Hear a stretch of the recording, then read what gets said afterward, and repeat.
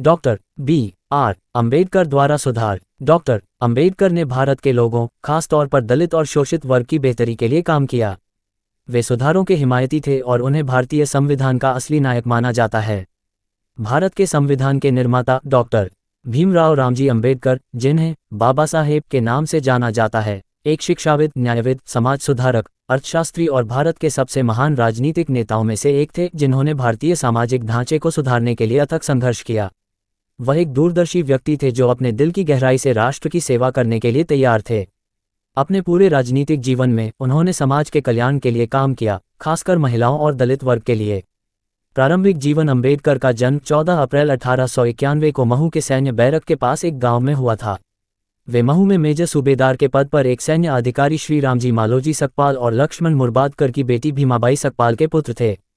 उनका परिवार आधुनिक महाराष्ट्र के रत्नागिरी जिले के अंबावडेक मंदनगढ़ तालुका में रहता था। अम्बेडकर का जन्म और पालन पोषण महार दलित समुदाय में हुआ था, जिन्हें अछूत माना जाता था। ये समुदाय वंचित था और अन्य समुदायों द्वारा इसे नीची नज़र से देखा जाता था। अम्बेडकर ने हिंदू धर्म त्याग दिया और बौद्ध धर्म अपना लिया। उन्होंने दलित बौद्ध आंदोलन का भी नेतृत्व किया।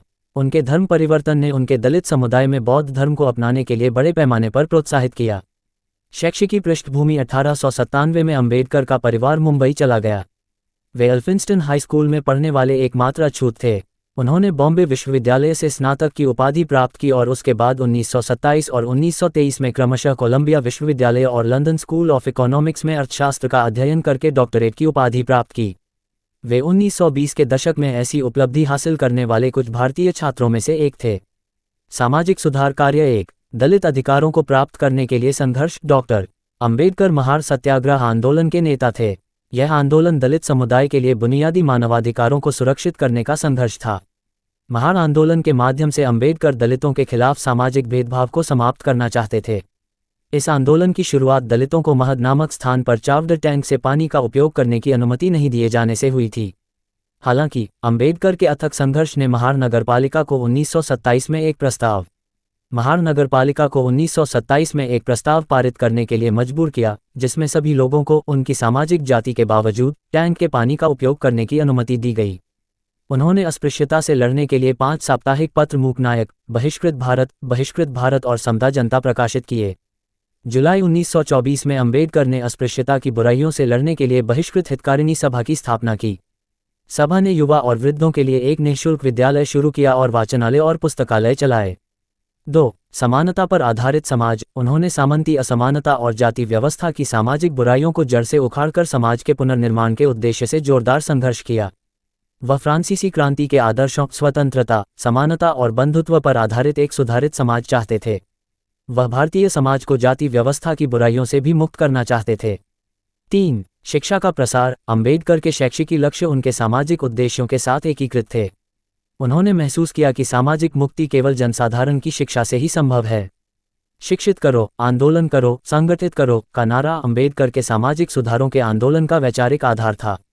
1945 में स्थापित पीपुल्स एजुकेशन सोसाइटी के सहयोग से वंचितों के उत्थान के लिए कई स्कूल, कॉलेज, छात्रावास और अन्य शैक्षणिक संस्थान स्थापित किए गए। 4. वंचितों का राजनीतिक उत्थान। अम्बेडकर ने पूरे भारत में एक वर्ग आंदोलन को क्रांतिकारी आंदोलन में बदलने में सफलता प्राप्त की। ब्रिटिश शासन के दौरान वह लंदन में गोलमेज सम्मेलन में प्रतिनिधियों में से एक थे, जहां उन्होंने दलित लोगों के लिए एक अलग निर्वाचन क्षेत्र की मांग की थी। जब स्वतंत्र भारत में नया संविधान तैयार किया गया, तो अम्बेडकर ने मसौदा समिति के अध्यक्ष के रूप में ये सुनिश्चित किया कि भारत में पिछड़े समुदाय के कल्याण और विकास की गारंटी दी जाए। इसने रोजगार, शिक्षा आदि जैसे विभिन्न क्षेत्रों में पिछड़े समुदायों के लिए आरक्षण की शुरुआत की।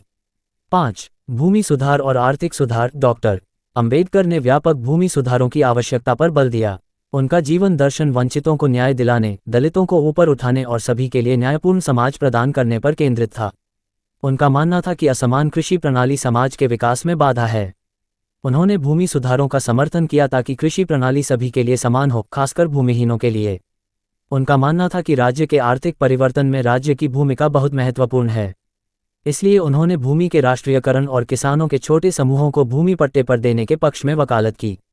इन समूहों को कृषि गतिविधियों को बढ़ावा देने के लिए सहकारी समितियां बनाने के लिए प्रोत्साहित किया जाना चाहिए। उत्पादकता बढ़ाने के लिए कृषि विकास के साथ साथ बड़े पूंजी निवेश की भी आवश्यकता है। उन्होंने औद्योगिकरण की आवश्यकता को भी महसूस किया ताकि कृषि से अधिशेष श्रम को अन्य उत्पादक आजीविकाओं में लगाया जा सके।